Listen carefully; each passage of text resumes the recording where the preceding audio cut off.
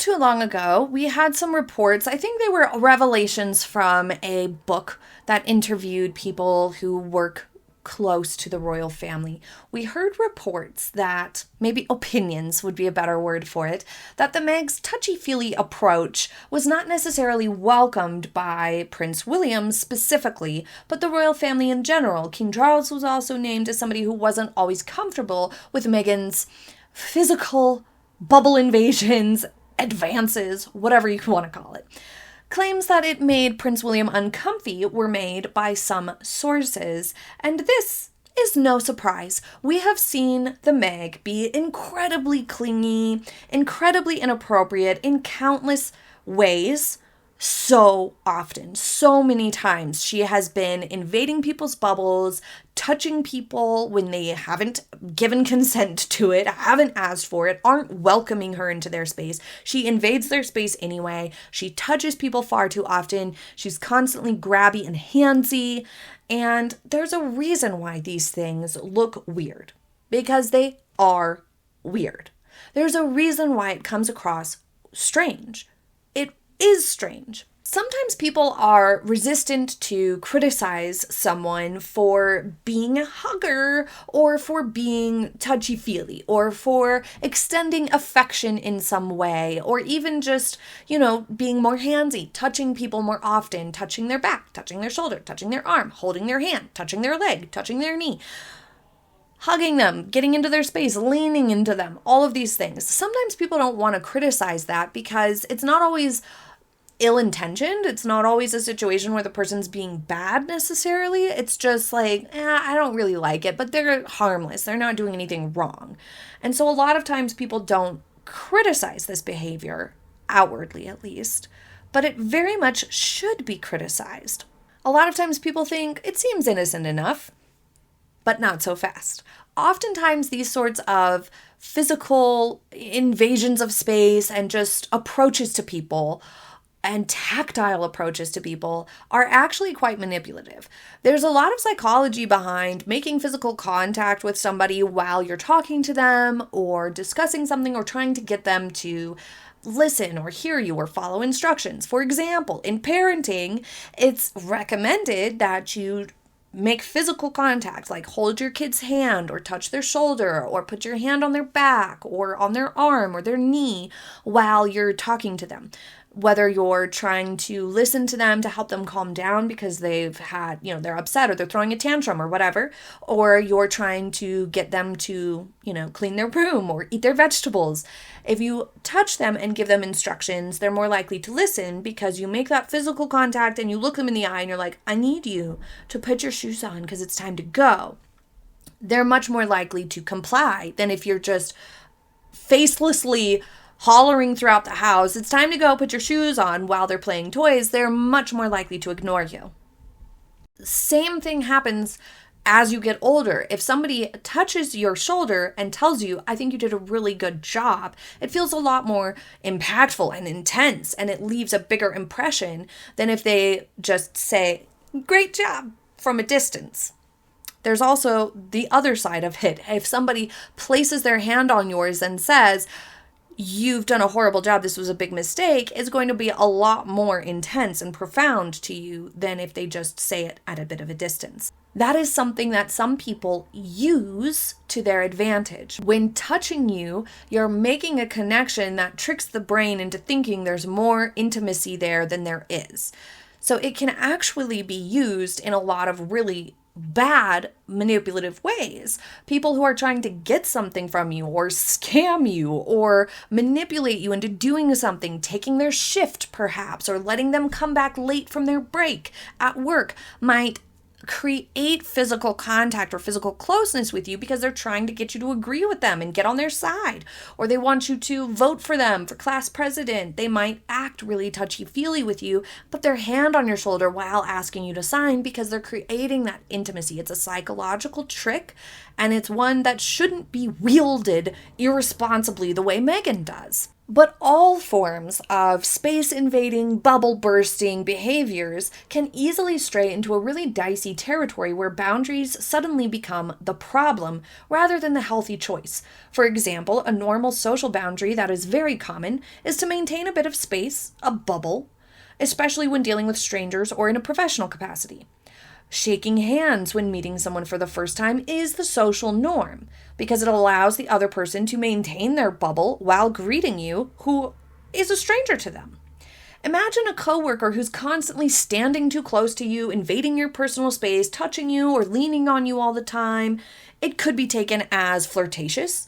It could be taken as just plain annoying, unwelcome, or even harassment. The risk of so many bad interpretations of this leave the general consensus as it's best to just keep out of other people's personal space. It's respectful, it's normal, and it's appropriate. When you disregard people's general boundaries that shouldn't have to be said, the general boundary social norm of shaking hands when you greet someone, of not invading someone's personal space, is so ingrained in modern society that it's almost startling. It's surprising and super unexpected for somebody to come into your personal space like that, like the way the Meg does. You learn to keep your hands to yourself in kindergarten, for goodness sakes. It is that much of a social norm that we have been doing it since we are in preschool. Many of the times that we have seen the Meg representing Archewell, for example, or in some sort of relatively professional setting, or in some cases meeting people for the first time, strangers or loose acquaintances, she makes lots of physical contact. She hugs, she claws, she tentacles. And it comes across as weird, obsessive, needy, clingy, controlling, manipulative, because it's so far outside our social norms and expectations to respect other people's boundaries, personal space, that people almost don't know what to make of it. They're like, wait, what? And then she says, well, I'm just a hugger. And she thinks that these pictures are going to make her look warm and combat the very well documented reputation that she has for being rather cold and calculating. So it's no surprise that the royal family was rather uncomfy with this behavior. She was a stranger to them. Just because she was dating Prince Harry doesn't mean that intimacy automatically extends to his family. We've talked a lot about the downsides, the pitfalls, the problems with her invading people's space in professional capacities, with Archewell, how she did with the Vice President of Colombia, and people just all the time. We've talked about it a lot. But when it comes to in-law situations, it's particularly strange because these are people where you should be at least thinking of the long game. You have plenty of time to get to know your in-laws. There's no need to rush things. And on top of it, a deeper level to this is that the Meg didn't pick up on the fact that she was making them uncomfortable. Or did she? Generally speaking, if you're invading someone's bubble repeatedly, you will notice that they don't really want that. They'll never be the ones to initiate a hug, or they'll stiff up when you come in for a hug, or they might put their hand out to do a handshake first instead. So that's like, hey, I'd rather shake hands. They might even say something about it. The sources said that Meghan was hugging and doing a double kiss on the cheek almost every single time she bumped into King Charles and Prince William, which is weird no matter what.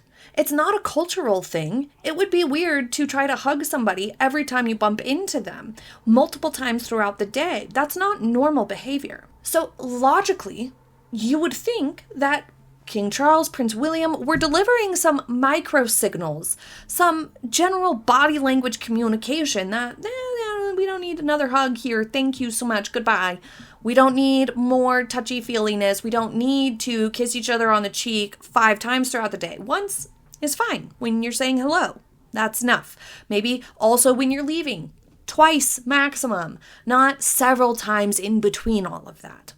So then that leaves us with only two possibilities. Either Meghan picked up on their discomfort and continued doing it anyway as some sort of weird power play, manipulation thing to be like, look how cold they are to me, look how weird they're behaving towards me, or she didn't pick up on it at all and has some sort of an issue where she cannot read people's body language and cannot understand the way she's making other people feel. Both could be true, but I'm very curious to hear what you think is more likely.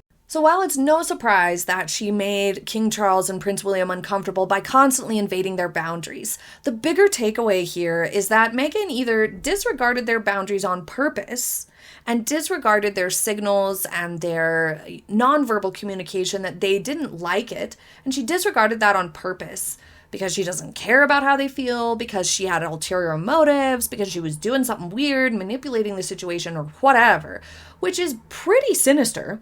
Or she completely just is blind to people having boundaries and those boundaries being healthy and normal and okay. And she's okay with saying her preference for hugging and touching people all the time is more important than other people's boundaries for their own bodies and physical space. This whole thing is so strange and bizarre, especially coming from a couple who claim to be champions of mental health and wellness. Well, a big part of mental health and wellness is feeling agency over your own body, feeling like you can control what happens to you and your space. That means welcoming in people who are good for you to be around and not welcoming in people who are bad for you to be around and toxic. Maintaining your boundaries, both physical and emotional or mental. That means saying no to unwanted affections from people. That all is healthy and okay. There is nothing wrong with saying that you don't want 50 hugs in a day, that you don't want to hug somebody every time they're in your orbit or in your space, that you don't want them to constantly touch you. That is healthy and normal and okay. There is nothing wrong or cold about it. And Meghan always seems to think that if it's not the way she likes to do it, then it's automatically wrong and cold and jarring and bad. That's unfair.